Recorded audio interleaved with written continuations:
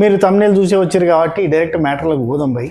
ఇగో సిఎస్కేకి first ఒక point చెప్తా. సిఎస్కేకి ఈసారి ఎంఎస్ ధోని ఇంపాక్ట్ ప్లేయర్గా రాబోతున్నాడు అని ఒక వార్త చక్కర్లు కొడుతుంది కదా, దాని గురించి కూడా మనం ఈ వీడియోలో మాట్లాడుకుందాం. సరే, సిఎస్కే స్ట్రాంగ్ 11 ప్లేయింగ్ 11 ఎవరు, ఏంది కథ, ఆర్డర్ ప్రకారంగా పోదాం.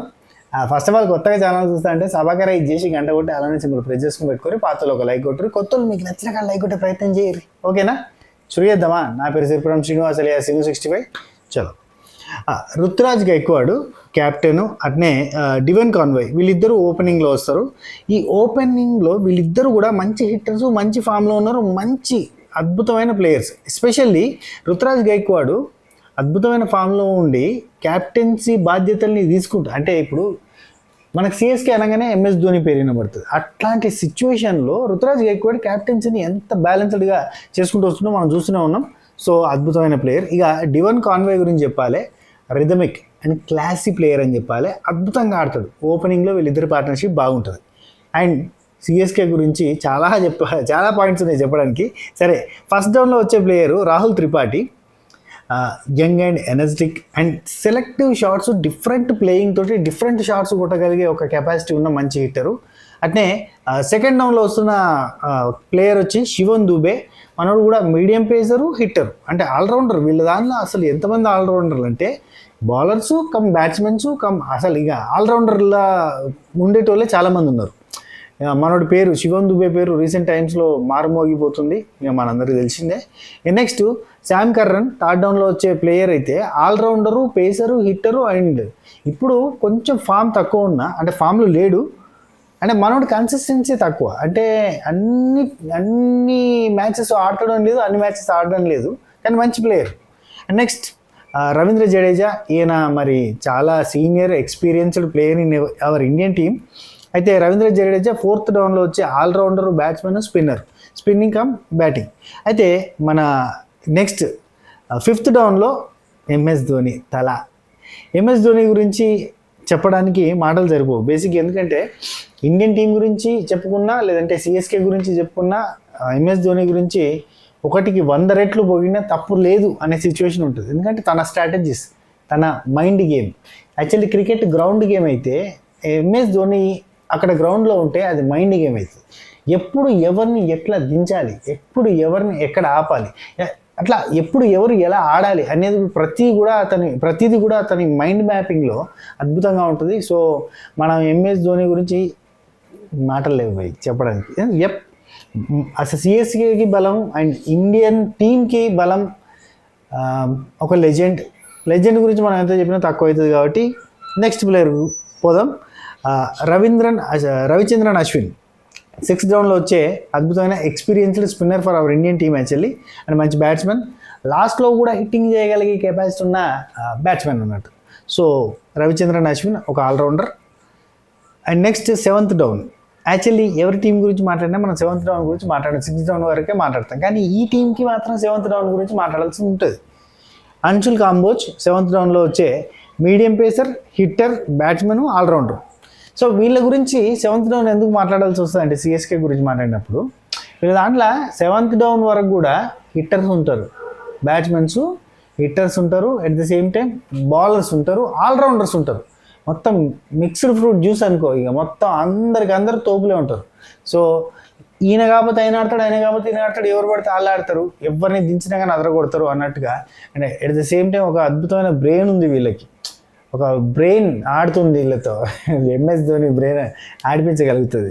సో తన స్ట్రాటజీస్ అమోఘం, అద్భుతం, ఎన్నిసార్లు చెప్పినా మళ్ళీ చెప్పాల్సిందే. So next Noor Ahmad, young spinner from Afghanistan.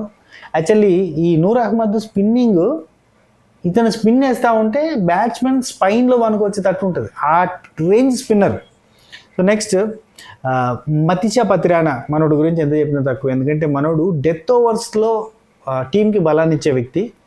మనోడు డెత్ ఓవర్స్లో అక్కడ అవతల ఉన్న బ్యాట్స్మెన్ డెత్ అయ్యేటట్టు బౌలింగ్ చేయగలుగుతాడు, అంటే అసలు రన్స్ రాకుండా చేయగలుగుతాడు. సో అంత మంచి బౌలర్. డెత్ ఓవర్స్లో బౌలింగ్ చేసేటోళ్ళు ఎంత స్ట్రాంగ్గా ఉంటే ఆ టీం అంత స్ట్రాంగ్ టీం అని చెప్పాలి. సో వీళ్ళ టీంలో ఎంత బ్యాలెన్స్డ్గా ఉంటుందంటే ప్రతి ఒక్కళ్ళు కూడా, అంటే అన్ని రకాల ఫ్లేవర్స్ అన్ని రకాల, అంటే మన క్రికెట్కి సంబంధించిన అన్ని రకాల ఫ్లేవర్స్ మనకి ఇక్కడ కనబడతాయి. అంటే అద్భుతమైన ఆల్రౌండర్స్ ఉంటారు, బ్యాట్స్మెన్స్ ఉంటారు, స్పిన్నర్స్ ఉంటారు, పేస్ బాలర్స్ ఉంటారు. ప్రతి ఒక్కరు ఉండేసరికి ఏంటంటే వీళ్ళకి మంచి బ్యాలెన్స్డ్ టీం అనేది ఉంటుంది. సో అందరూ ఆల్రౌండర్లే. ఇక్కడ ఈయన Sri Lankan pace bowler Matheesha Pathirana మనోడు యార్కర్ స్పెషలిస్టు అండ్ వికెట్లు తీసుకోవడంలో కానీ రన్నులు ఆపడంలో కానీ తోపు తురుంఖాన్ మళ్ళీ చెప్పాల్సిందే. ఇక next Khaleel Ahmed impact player వీళ్ళకి. సో ఇంతకే చెప్పినా కదా, సిఎస్కే అంటేనే ఒక స్పెషల్. ఏ మ్యాచ్ గెలిచినా గెలవకపోయినా అసలు సిఎస్కే టీం ఆడుతుందంటేనే ఒక రకమైన ఒక పాజిటివ్ వైబ్, దిక్కు తలా అని చెప్పి ఒక సౌండింగ్. సిఎస్కే అనగానే ఎంఎస్ ధోని ఫ్యాన్స్ అసలు ఆ హంగామా అది వేరే లెవెల్ అనుకోరి. సరే, ఇంకొక విషయం చెప్పాలి, వీళ్ళ టీం గురించి చెప్పాలంటే ఇంకొక పాయింట్ ఉందబ్బా. రచిన్ రవీంద్ర వీళ్ళకి ఉన్న ఒక అద్భుతమైన backup player. Actually Rachin Ravindra overseas player. So వీళ్ళకున్న ఓవర్సీస్ ప్లేయర్లో ఎవరికి ఇంజ్యూర్ అయినా, లేదంటే ఎవరికి ఏదైనా పర్సనల్ ప్రాబ్లమ్స్ వల్ల డ్రాప్ అవుట్ అవుతున్నా, లేదంటే రూల్డ్ అవుట్ అవుతున్నా కానీ ఆ ప్లేస్ని రికవర్ చేయడానికి అండ్ ఆ ప్లేస్ని అద్భుతంగా రీప్లేస్ చేయడానికి ఉన్న మంచి బ్యాకప్ ప్లేయర్ ఎవరంటే రచిన్ రవీంద్ర, స్టార్ ప్లేయర్ అని చెప్పాలి. New Zealand actually main spinner and first down batsmen కాబట్టి మనోడు అద్భుతమైన బ్యాకప్ ప్లేయర్. అంటే వీళ్ళకి టీమే కాదు, టీంలో ఉన్న బ్యాకప్ ప్లేయర్స్ కూడా అద్భుతమైన ప్లేయర్స్ ఉన్నారు. సో సిఎస్కే అంత బ్యాలెన్స్డ్ టీం అన్నట్టు. అండ్ ఇంకొక పాయింట్, నేను ఫస్ట్ ఏమని చెప్పినా, ధోని ఈసారి ఇంపాక్ట్ ప్లేయర్గా రాబోతున్నాడా అనేది చాలా చక్కర్లు కొడుతున్న వార్త. ఇఫ్ ఇన్ కేస్ వస్తే ఏంటి, రాకపోతే ఏంటి, రాకపోవడానికి ఛాన్స్ ఉందని నేను అనుకుంటున్నా. మా టీం అనాలిసిస్ చేసిన దాని ప్రకారంగా చూస్తే మా వాళ్ళు ఏమంటారు అంటే, ధోని ఇంపాక్ట్ ప్లేయర్కి ఎందుకు వస్తాడన్నా, ధోనికి వయసు అయిపోయిందా, ఏం మాట్లాడుతున్నావు, ఖచ్చితంగా వస్తాడు, అద్భుతంగా కీపింగ్. అంటే అంతసేపు కీపింగ్ చేయాలి అంటే కూడా ఇబ్బందే కదా అని బయట రూమర్స్ లేదంటే వార్తలు చక్కర్లు కొడుతుంది. ఇఫ్ ఇన్ కేస్ రాకపోతే, ఇఫ్ ఇన్ కేస్ మెయిన్ టీంలో ధోని లేకపోతే ఇంపాక్ట్ ప్లేయర్గా వచ్చేటట్టు అయితే కనుక కీపింగ్ ఎవరు చేస్తారు? ఆప్షన్ ఉందా? ఎస్ ఉంది, ఎందుకు లేదు. డివాన్ కాన్వే ఉన్నాడు కదా, మనోడు వికెట్ కీపింగ్ చేయగలుగుతాడు. Option is there. కానీ వస్తాడు, రావాలి అని అందరం కోరుకుందాం అంతే. టీంలో ఉండాలి ధోని అని మనందరం ఆశిద్దాం. ఏమంటారు? సో ఇది వీడియో. ఈ వీడియో మీకు నచ్చినట్టయితే జరా అర్స్కోర్ కింద థమ్స్అప్ బటన్ ఉంటుంది, థమ్స్అప్ ఏజ్ థండర్. అట్నే సబ్స్క్రైబ్ చేయకపోతే సబ్స్క్రైబ్ చేసుకుని గంట కొట్టుర్రి, నోటిఫికేషన్లు వస్తాయి. నెక్స్ట్ వీడియోలో ఇంకో టీంకి సంబంధించిన ప్లేయింగ్ 11 ఆర్ స్ట్రాంగ్ 11 గురించి మాట్లాడుకుందాం. అంతవరకు సెలవు, ఉంటా. టేక్ కేర్, టాటా, బై, నమస్తే, శుభఖైర్.